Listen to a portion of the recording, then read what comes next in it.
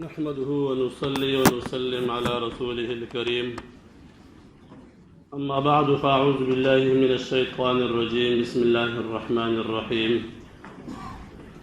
هو الذي بعث في الأميين رسولا منهم يتلو عليهم آياته ويزكيهم ويعلمهم الكتاب والحكمة. وقال رسول الله صلى الله عليه وسلم: إنما بعثت معلما وإنما بعثت لأتمم مكارم الأخلاق. صدق الله العظيم وصدق رسوله النبي الكريم. د دې ادارې د خپل کور ماډل سکول جناب ډایریکټر صاحب، پرنسپل صاحب او د شعبې درس نظامی د قرآن مجید د قاعدې د غرنګ د ناظرې د شعبې نگران جناب مولانا فضل وهاب صاحب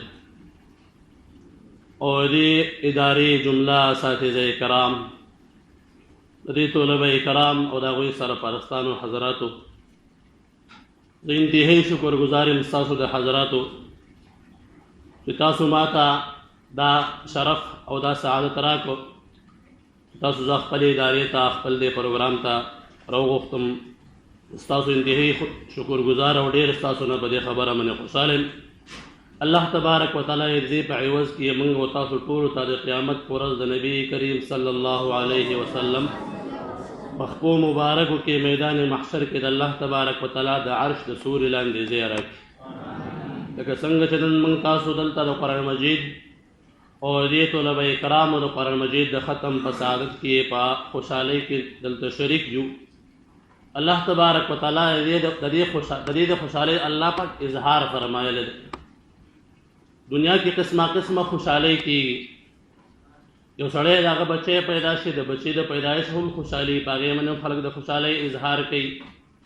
په خپلو حدودو کې د هغې اظهار کول پکار هم دي، سنت طریقه ده. الله تبارک وتعالی پې خوشحالېږي. د دې نه علاوه سړی خپل بچي له واده کوي. د واده په موقع باندې هم مور پلار د کور خلک هغه خوشحاله وي. که دغه خوشحالي زموږ ستاسو په حدودو کې وي، ډېره ښکلې خوشحالي ده.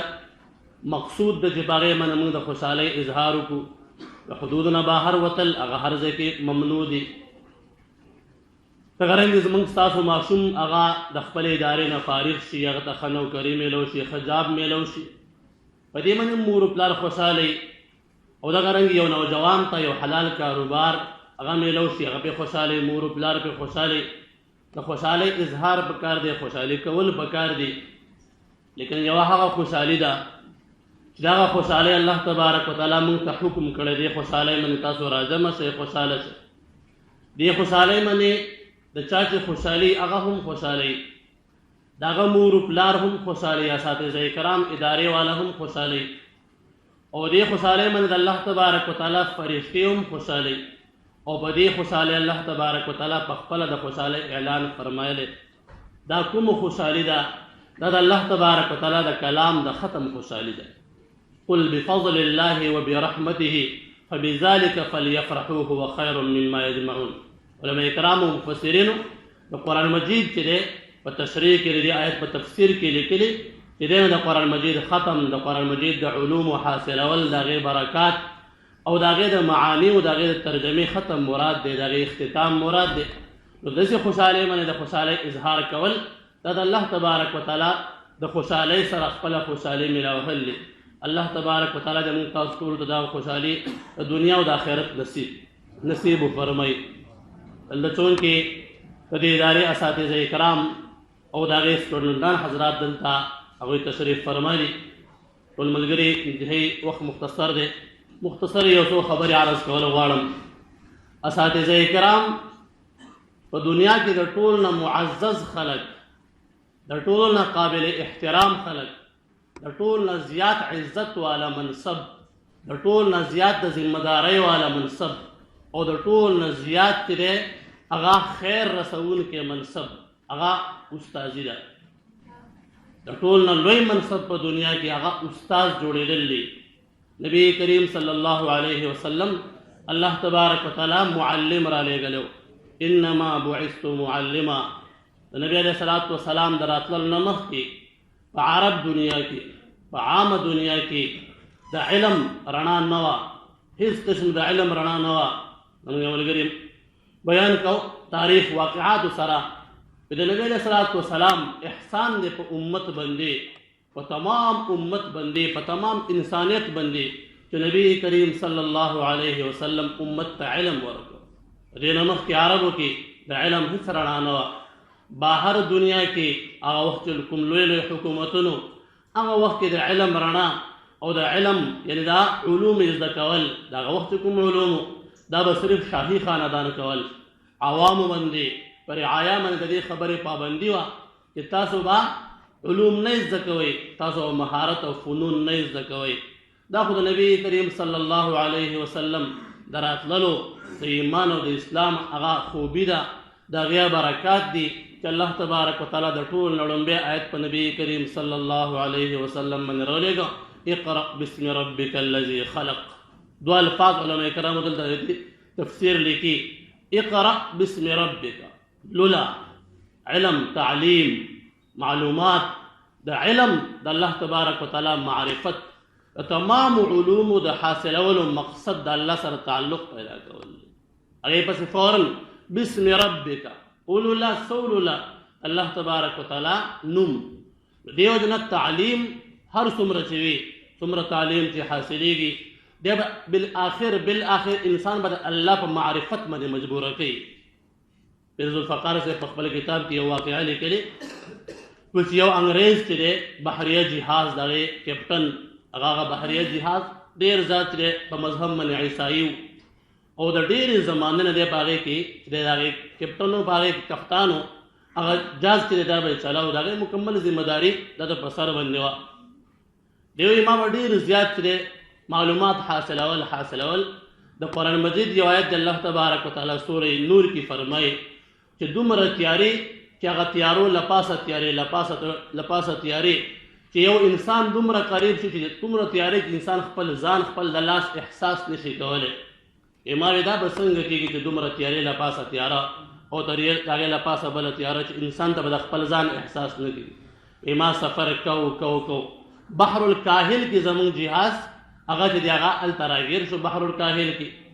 وي دومره زموږ جهاز چې دی د چپو په منځ کې راغی چې مکمل د قرآن مجید د آیت په رڼا کې 4 تیارې په ما باندې راسورې شوې. ما ته د قرآن مجید د آیت ما وی دی پیغمبر دا کوم کتاب چې راوړی یا خو د بحري سفر کړی د بحر کې او سمندر کې دی ګرځېدلی دی، یا دته دا څنګه راغلی.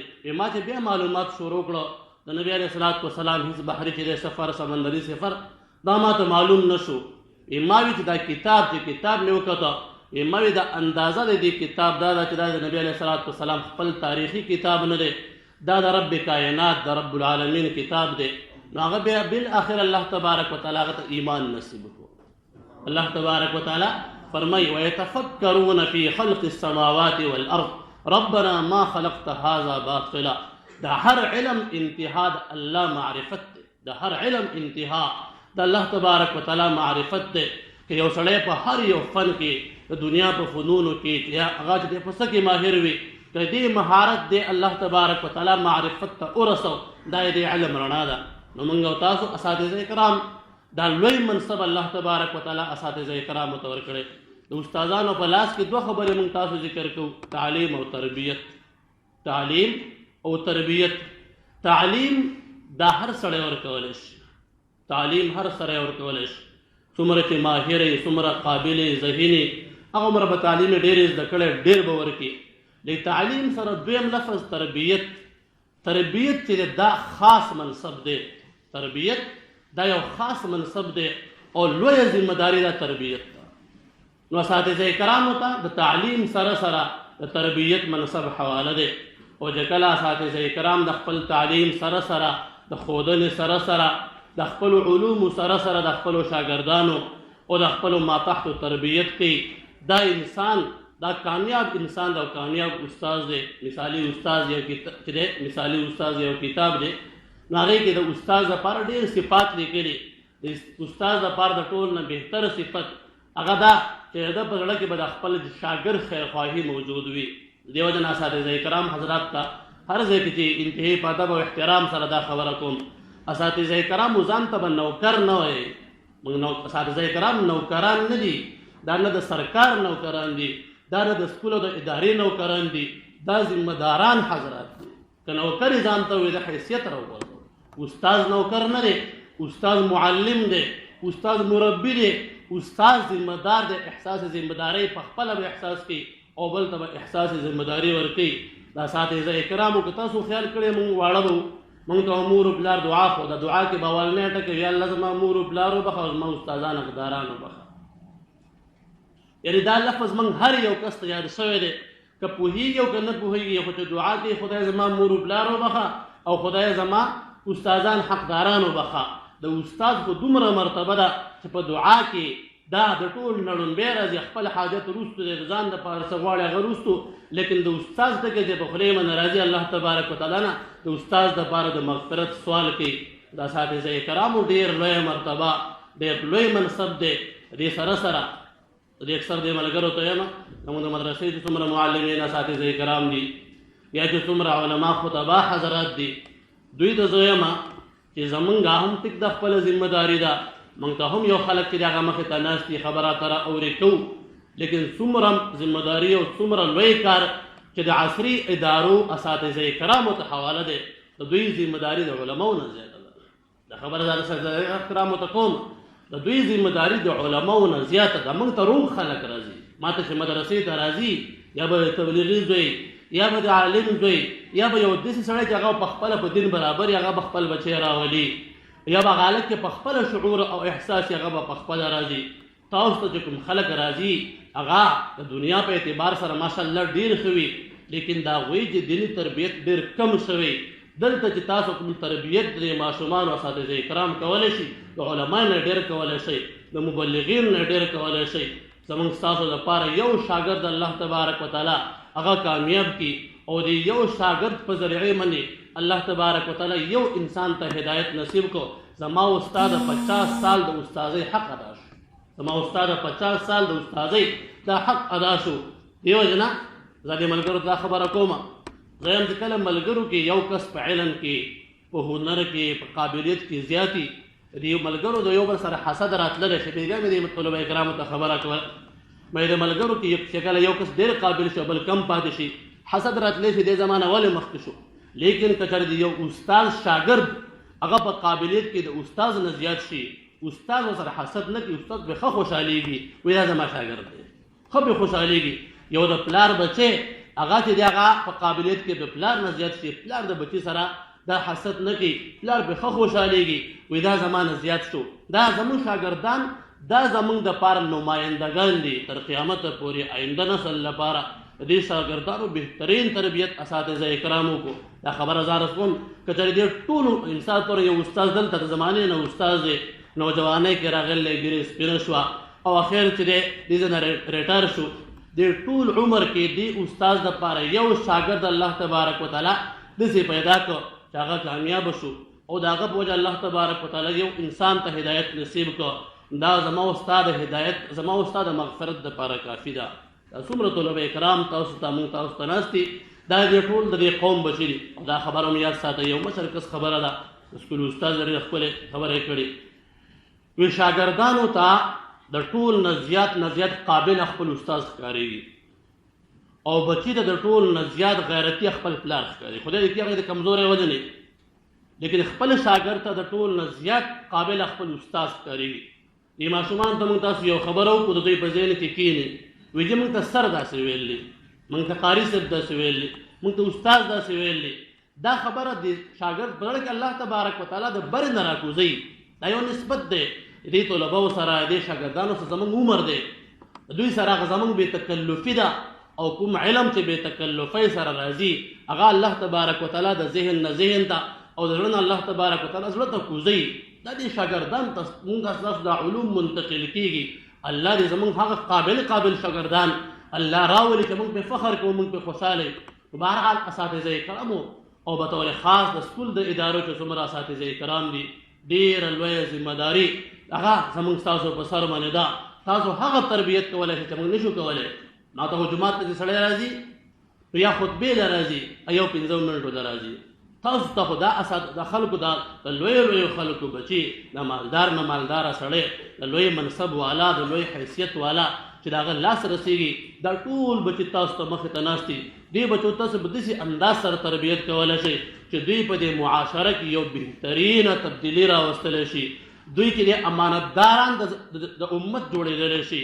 موږ او تاسو د دوی تربیت په ښه انداز نو د استاذۍ سره تعلیم سره تربیت دا د استاد منصب دی. او دویمه خبره طلبه کرامو ته کوم ټول سنجیده هلکان ناست دي، واړه پکې ډېر نشته، ډېر کم پکې واړه دي. دې هلکانو ته دا خبره کومه که چېرې موږ او تاسو کامیابي غواړو، د آینده زمانې کامیابي، موږ او تاسو ته په دې ژوند کې کامیاب انسان جوړېدل غواړو، د دې اساتذه کرامو دا هلکان ما ته متوجه شئ ټول، د دې اساتذه کرامو قدر او مینه او د دوی احترام زړه ته راکوز کړو. د دې خپلو طلبه کرامو ته یو خبره کوم، دویم ټول استادان په یو لیول نه یو شان نه. بعضې استاد چې د هغه د سمجھولو انداز اساني د هغه نه ناقابل طالب هم شاګرد هم چې فایده اخیستلی شي. بعضې استاد داسې چې د هغه د سمجھولو انداز کمزوری، موږ د ادارې ټول استادان په یو لیول نه، سبق موږ د ټولو نه وایو، د کوم استاد په چې سبق نه پوهېږو هغې سره به څه کوو؟ طلبه کرامو تاسو ته خبره کوم، د کوم استاد په سبق چې موږ نه پوهېږو د هغه دا سبق به ذهن ته او زړه ته څنګه راکوزو؟ خبره ولې پوه شوه که نه ماشومانو؟ چې د کوم استاد په سبق باندې موږ نه پوهېږو، آیا د دې استاد دا سبق به د خپل زړه ته زه څنګه راکوزو؟ نو زموږ د یو په پښتو یو متل دی وایي یو رابطه ده او یو ضابطه ده. یو رابطه ده او یو ضابطه. ضابطه خو دا دی چې قانون دی، بس چې نه پوهېږو دفتر کې شکایت وکړه نو هغه به استاد بدل کړي. یک د استاد بدل شو لیکن د شاګرد زندگی تباه شو، شاګرد زندگی تباه شو. دی ته وایي ضابطه او قانون. په قانون باندې ټیک ده بهر نظام درست کېږي خو دنده اصلاح نه راځي. په قانون باندې بهر نظام به ټیک شي لیکن اندروني اصلاح په قانون نه راځي. دا په رابطې سره یو رابطه ده.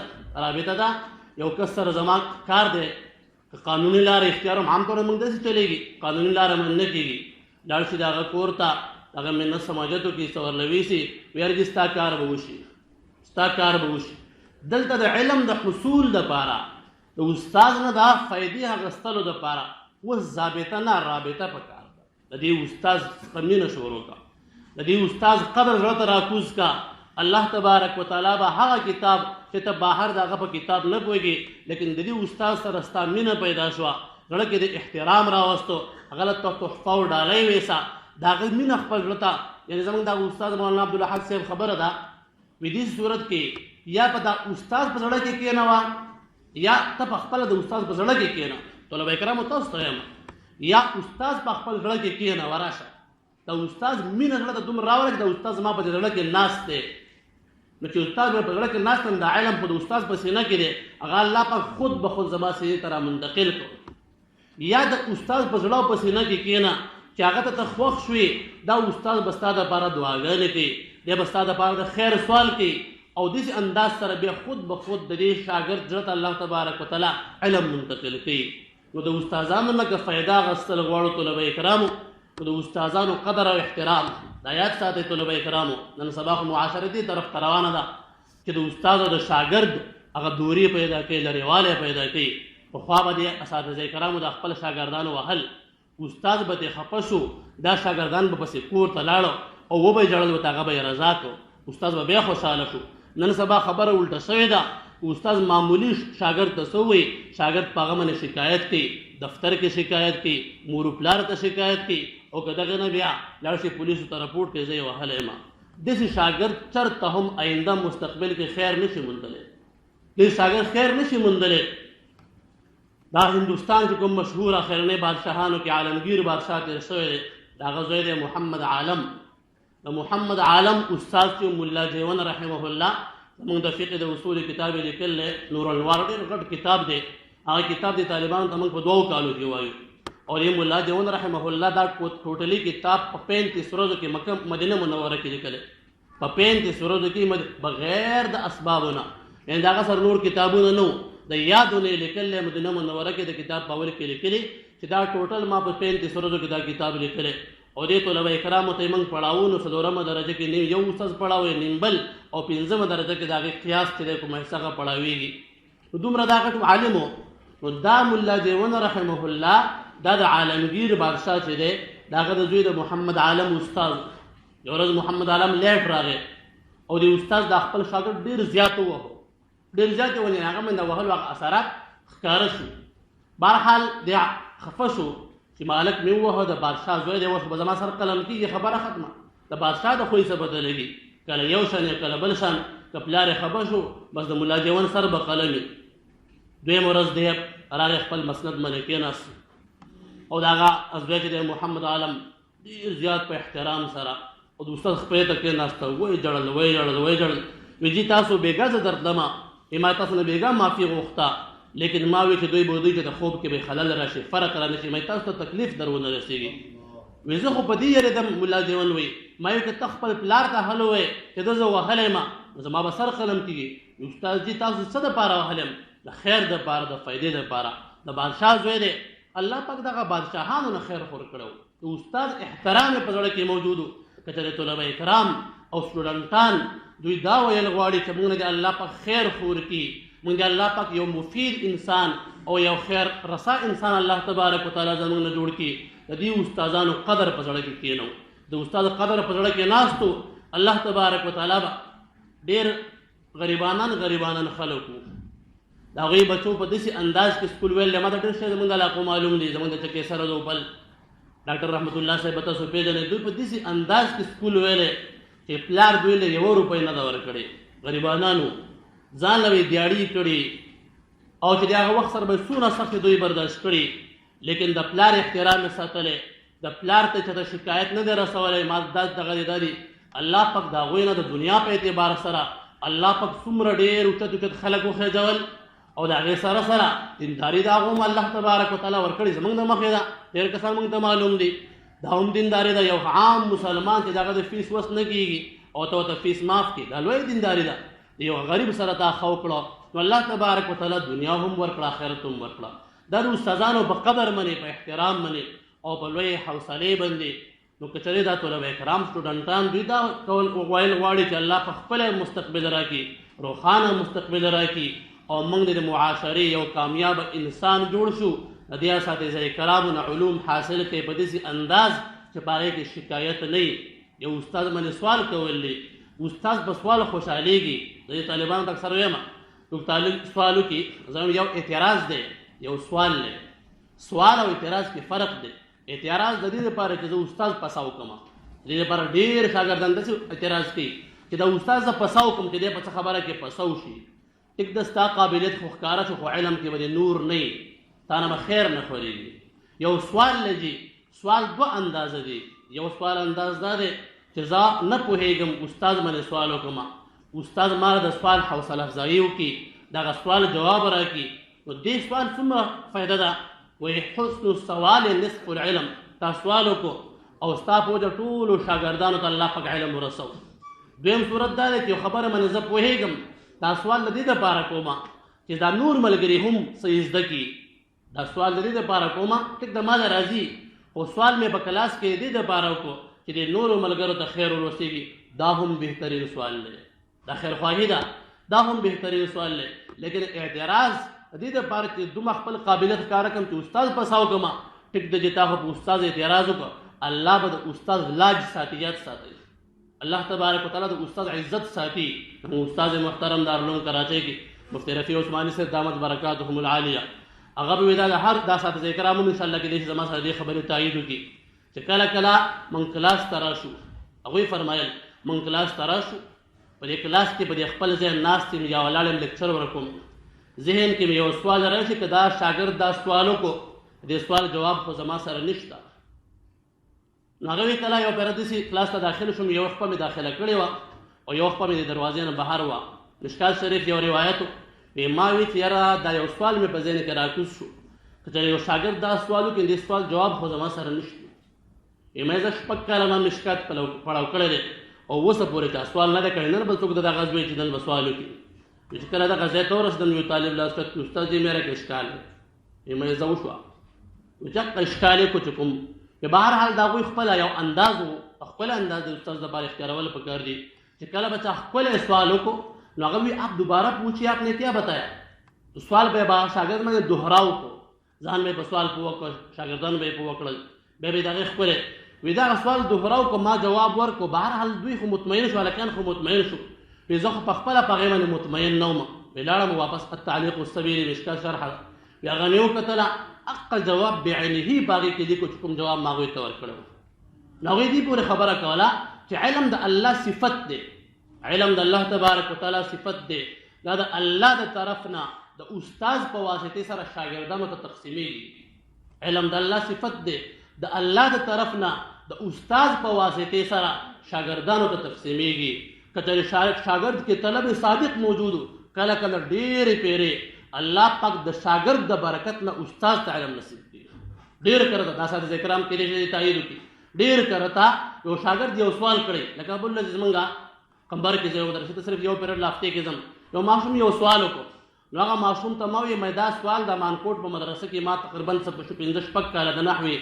مکمل اجرا کړه اوس پورې ما باندې چا نو کړي ما ته جواب هم نه راته الله جواب راوستو نو د طالب په صدق شاګرد په طلب صادق سره داغه په جستجو تلاش سره الله پاک استاد ته د استاد واسطه کې درمیان نکټ شو گمراهي و پیلاویږي استاد واسطه د دې مثال ورکوم زموږ د کورونو اکثر اوبه راځي دا اوبه د ټینکۍ نه راځي بل ټینکۍ لګېدلې دې ټینکۍ د اوبه تقسیمېږي په دې لاره کې پیپونه خواره شوي او زمونږ په کور کې چې کوم سیټینګ لکه دا ستاسو اوبه دي څومره ښکلې ماشاءالله ترتیب شوی دی دلته کور کې مزیداره ټوټه یې د هغې دپاره چې دی مکمل هر څه چې دی فوارې او دا لګېدلې ښایسته لګېدلي لیکن د درمیان کې چې کوم لاره کې پیپ راغلی یو پیپ پکې کمزوری دی که موږ وایو یاره زما په کور کې ټوټه هم مزیداره ده او هلته ټینکۍ هم ډېره ښایسته ده درمیان کې دا کمزوری پیپ ته لرې کړم دا به د غزار کو دا پکې څه دی نو که درمیان نه ما کمزوری پیپ لرې کړو نو بیا به زما کور ته اوبه نه راځي دقه رنګې اساتذه کرامو مثال دی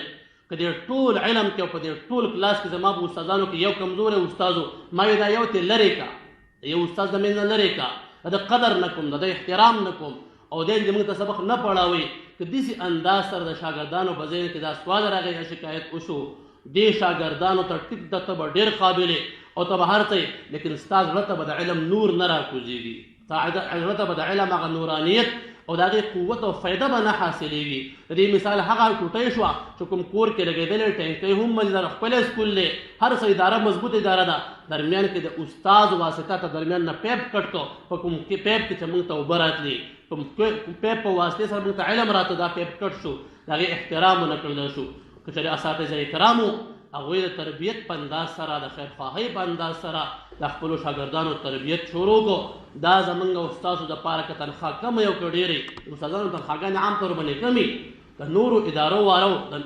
تنخواګانې ډېرې لیکن دا استاد به ځان ته نوکر نه وي دا خبره د استادۍ د حق چې دی هغه توهین دی دا لوی ذمهداران حضرات دي موږ به استاد ته د ادارې نوکر نه وایو دې ته به موږ خپل استاد او معلم وایو خپل سره به ورته وایو او دا ما ته د خپل مور او پلار نه زیات محترم دی صرف یو خبره یو مثال ذکر کوم به بس کومه په دوه خبرې دي کوم سړی چې د مور او پلار خدمت کوي الله به ژوند کې او مال کې برکت اچي ژوند کې به برکت او مال کې به برکت کوم کس چې د خپل استاد چې احترام کوي دا غزړه ساتي الله به په علم کې برکت اچي د مور او پلار برکت خدمت او ژوند کې به برکت مال کې به برکت وي او کچره د کوم سړی د استاد چې د احترام او قدر کې الله تبارک وتعالی به په علم کې دا کوم چې موږ څه حاصلو دی کې به الله تبارک وتعالی برکت واچي نو که موږ تاسو دواړه وکړو ډېره ښکلې خبره بني د استاد احترام به کوو الله په علم کې برکت واچي او موږ او تاسو د هغې سره سره د خپل مور او پلار قدر او احترام کوو الله په ژوند کې برکت واچي دا دواړه زموږ دپاره انتهایي قابل احترام دي لیکن څوک نوجوانان دي هغوی ته د هغه حیثیت پته نه لګي دې وجه نه کله کله د ماشومانو دپاره تربیتي نظام یو د اصلاحي بیان دا په ادارو کې پکار دی چې د ماشومانو ذهن سازي زموږ د خپلې مدرسې مانکوټ مدرسې الحمدلله دا یو ترتیب دی هره میاشت کې موږ یو اصلاحي بیان ږدو هغې کې ټول طلبه کرام هغه ناست دي هغه خبرې د استاد خبرې او د تربیت دا خبرې دا د ماشومانو ذهن ته کوزېږي بیا الله تبارک وتعالی د هغوی په ذهنونو کې د استادانو توقیر او د هغوی عظمت او قدر پیدا کوي الله تبارک وتعالی دا پروګرام زموږ د ټولو دپاره انتهایي د خوشحالۍ او د دنیا او د آخرت د خوشحالو سبب وګرځئ. واخر دعوانا ان الحمد لله رب العالمين. اللهم صل على محمد وعلى آل محمد كما صليت على إبراهيم وعلى آل إبراهيم إنك حميد مجيد. اللهم ربنا آتنا في الدنيا حسنة وفي الآخرة حسنة وقنا عذاب النار. الله تبارک وتعالى کوم پروګرام چې قرآن مجید د ختمونو شو د ختمونو برکات د ماشومانو ته د دوی والدینو ته د دې اساتذه کرامو ته د سکول پرنسپل صاحب ډایرکټر صاحب څومره د جمله سټاف دی د مشر نه والا تر څوکیدار پورې الله تبارک وتعالى ټول ته د خیر او برکت ورسوه. الله موږ ته هم د دې خیرونه برکتونه را نصیب کړه. الله تبارک وتعالى د اساتذه کرامو په ژوند کې برکت واچوه. الله مال کې اولاد کې برکت واچوه. الله دنیا او د آخرت خوشحالي ورته نصیب کړه. الله پس پسې امه کړه. الله د قوم دا بچي دا زموږ سره امانت دي. الله دې امانت او بهترین تربیت کول الله ته موږ ته توفیق را نصیب کړه. الله پاک د اداره په هر څه باندې پوره کړه. الله ته کامیاب کړه. الله ته نیک نام کړه. الله د بدنامۍ نه بچ کړه. الله تبارک وتعالى د بدنامۍ نه بچ کړه او دې هر بچی د ادارې لپاره نماینده خپل نماینده او نیک نام نماینده وګرځوه. وصلى الله تعالى على خير خلقه محمد وعلى آله وأصحابه أجمعين برحمتك يا أرحم الراحمين. جزاكم الله خيرا.